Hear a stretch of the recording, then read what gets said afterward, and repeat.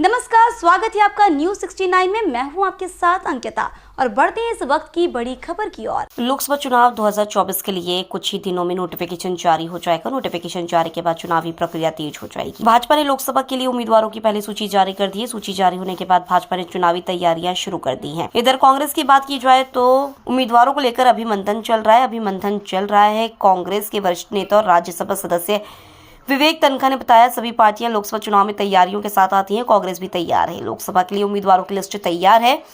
इस बार कांग्रेस नए और युवा उम्मीदवारों को चुनाव में उतारने की तैयारी कर रही है।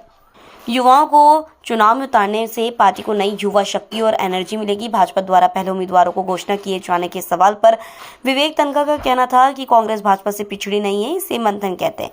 भाजपा के पास बहुत से कारण हैं टिकट जारी करने के। भाजपा का विश्वास पोलिंग सिस्टम और ईवीएम पर है। कांग्रेस को जनतंत्र की लड़ाई लड़नी है, इसलिए हम जो करते हैं वो सोच समझकर करते हैं। इस बार लोकसभा चुनाव में नए और एनर्जेटिक लोग आएंगे। मैं नया नहीं हूं और एनर्जेटिक नहीं हूं। मध्य प्रदेश सरकार का मंत्रिमंडल के अयोध्या जाने के संबंध में विवेक तनखा ने कहा कि मैं तो अयोध्या के राम मंदिर का मुरीद हूं।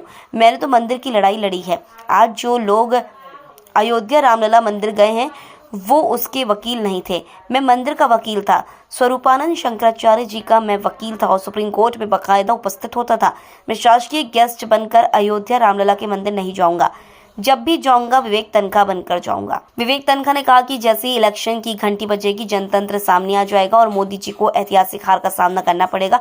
आज मोदी जी हालत वैसे हैं जैसे एक समय आपातकाल के समय कांग्रेस की थी। जबलपुर से न्यूज 69 के लिए वाजिद खान की रिपोर्ट। लोकसभा चुनाव है, किस तरीके से तैयारी है कांग्रेस की? मुझे लगता है कि अगले कुछ दिनों में फॉर्मल नोटिफिकेशन हो जाएगा, आचार संहिता लागू हो जाएगी।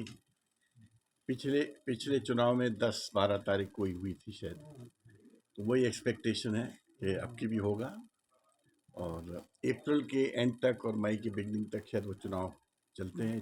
6-7 फेजेस में होंगे। सभी पार्टी जो चुनाव की फील्ड में है अपनी पूरी तैयारियों के साथ सामने आती हैं। कांग्रेस भी पूर्णतः तैयार है, अपनी उनकी मीटिंग्स चल रही हैं, लिस्टें फाइनलाइज हो रही हैं, पैनल्स बन चुके थे और हम तो चाहेंगे कि नए लोग, युवाओं को प्राथमिकता मिले, नए लोगों को प्राथमिकता मिले, जिससे कि एक युवा शक्ति, एक नई एनर्जी सामने आए। भारतीय घोषित करने में इस बार भी उन्होंने बाजी मान ली। क्या लगता है कांग्रेस कहाँ पिछड़ जाती है? इसको पिछड़ना नहीं कहते हैं, इसको मंथन कहते हैं। भारतीय जनता पार्टी के पास बहुत सारे कारण हैं जल्दी रिलीज करने के। उनका कॉन्फिडेंस तो पोलिंग सिस्टम पे है, ईवीएम पे है, सब पे है। हमको लड़ाई लड़नी है, हमको जनतंत्र की लड़ाई लड़नी है। इसलिए हम लोग जो कुछ भी करते हैं बहुत सोच समझ के करते हैं। क्या मैदान में आएंगे जबलपुर? मैंने क्या बोला? नए लोग आएंगे, एनर्जेटिक लोग आएंगे। मैं ना नया हूँ ना एनर्जेटिक हूँ। आज तमाम जो मंत्रिमंडल है बीजेपी की, वो आज अयोध्या गई है। किस तरीके से देखते हैं राममय? देखिए, मैं तो उस मंदिर का मुरीद हूँ क्योंकि मैंने तो उसकी लड़ाई लड़ी है। जो लोग आज गए होंगे शायद उस मंदिर के वकील नहीं थे, मैं तो उस मंदिर का वकील था। स्वरूपानंद जी शंकराचार्य जी का मैं वकील था। मैं सुप्रीम कोर्ट में बाकायदा राम मंदिर के लिए अपेयर होता था। मगर ये मैं सोचता हूँ, ये मेरी सोच है, मैं शासकीय गेस्ट बन के कभी ना जाऊंगा। मैं जब मंदिर जाऊंगा तो विवेक तनखा एक श्रद्धालु की हैसियत से खुद जाऊंगा। कांग्रेस से देखते हैं ये सारी चीजें। मैं इसको बहुत महत्वपूर्ण नहीं समझता। जो पार्टी के पास लाखों में सदस्य होते हैं, 2-4 लोग यहाँ से वहाँ चले जाएं या उनके यहाँ आ जाएं, उससे ना उनको फ़र्क पड़ता है ना हमको फ़र्क पड़ता है। आदमी कई कारणों से चला जाता है, उसका विश्लेषण करने की ज़रूरत नहीं है। अल्टीमेटली हम जनतंत्र हैं और जनता जनार्दन जिसको चाहती है उसको इलेक्ट करती है।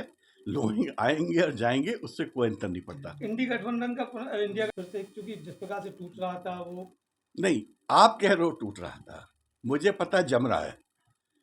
ये जम रहा वैसे ही जम रहा है जैसे आपातकाल के वक्त। आपको याद होगा एक वक्त एक शब्द कोई नहीं बोलता था। आपको मालूम है आपातकाल का जो फैसला था, उसके अगेंस्ट जो पहला फैसला था वो मध्य प्रदेश हाईकोर्ट का था और उस हाईकोर्ट के 2 जज थे जिन्होंने आपातकाल के विरुद्ध जजमेंट दिया था उस दिन, AP सेन और RK तनखा, जो इतिहास के पन्नों में लिखा है। तो मैं उस परिवार का हूँ। मुझे पता है कि आपातकाल के वक्त क्या घटनाक्रम था। मुझे आज वही घटनाक्रम दिख रहा है। ये अघोषित आपातकाल था।